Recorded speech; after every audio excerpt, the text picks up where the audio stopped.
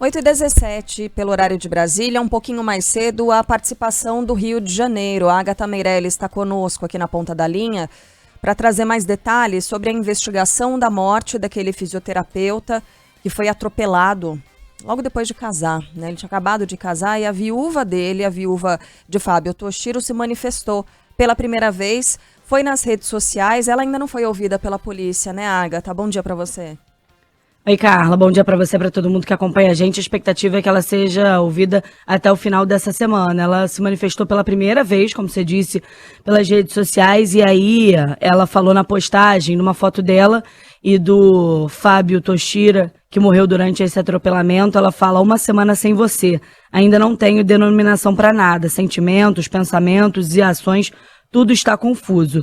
Não consigo pensar, não consigo fazer nada, cada hora é uma informação diferente. E aí ela termina essa postagem falando que vai fazer justiça, vai lutar até o fim por justiça. A investigação aponta que o carro, pelas primeiras informações, estava em alta velocidade, até pelas imagens que a gente trouxe ontem, dava para perceber que enquanto alguns carros na imagem passavam entre 5 a 7 segundos, a BMW que atropelou, que estava sendo dirigida pelo influencer Vitor Belmiro, passava no intervalo de 2 segundos. Essa via, a Avenida Lúcio Costa, já é conhecida, infelizmente, por tragédias como essa, por acidentes, por carros em alta velocidade. Vocês vão lembrar do caso do Bruno Krupp, um modelo que atropelou e matou um adolescente de 16 anos em 2022. Ele está respondendo em liberdade pelo processo.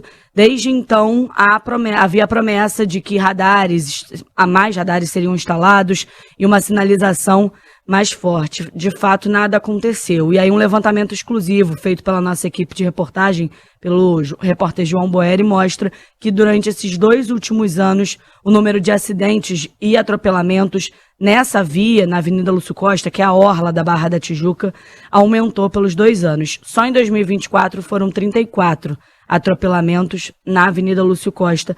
Esse levantamento feito aí pela nossa equipe de reportagem com auxílio do Corpo de Bombeiros. E aí a expectativa é que a Bruna fale com a Polícia Civil. As outras 5 ocupantes do veículo que estavam com o Vitor já prestaram depoimento. Elas podem ser indiciadas também por omissão de socorro e o Vitor está foragido há 10 dias.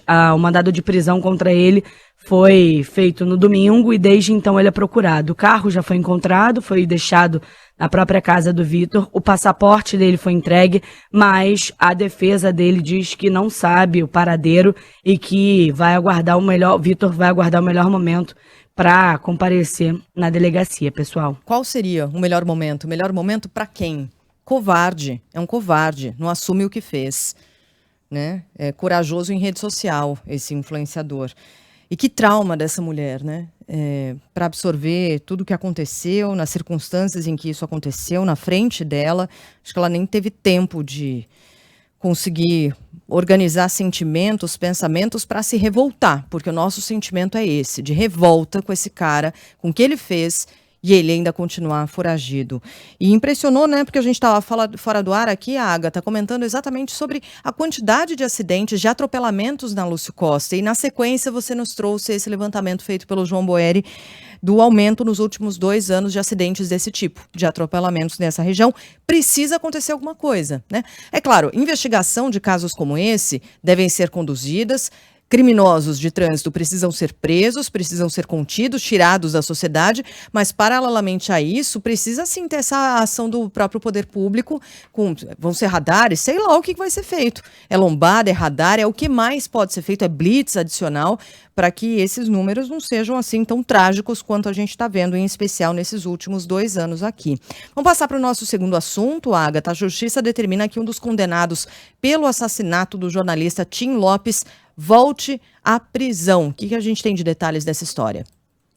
Esse traficante, o Eliseu Felício de Souza, era o único que estava preso, dos 7 que respondem ou respondiam pelo crime, porque 3 morreram, um está foragido e os outros tiveram progressão de pena. E aí o bandido conhecido como Zeu, ele teve a progressão de pena e a possibilidade de colocar a tornozeleira eletrônica, deveria voltar no intervalo de 15 dias. Só que lá em 2007 ele já tinha tido essa mesma progressão de pena.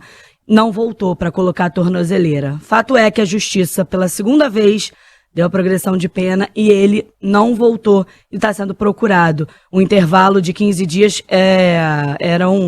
ficavam completos no sábado. Então agora já tem um novo mandado de prisão para que seja cumprido contra o Eliseu Felício de Souza, ele que é acusado de envolvimento na morte do jornalista Tim Lopes. Então agora ele voltou a ser considerado foragido pela justiça.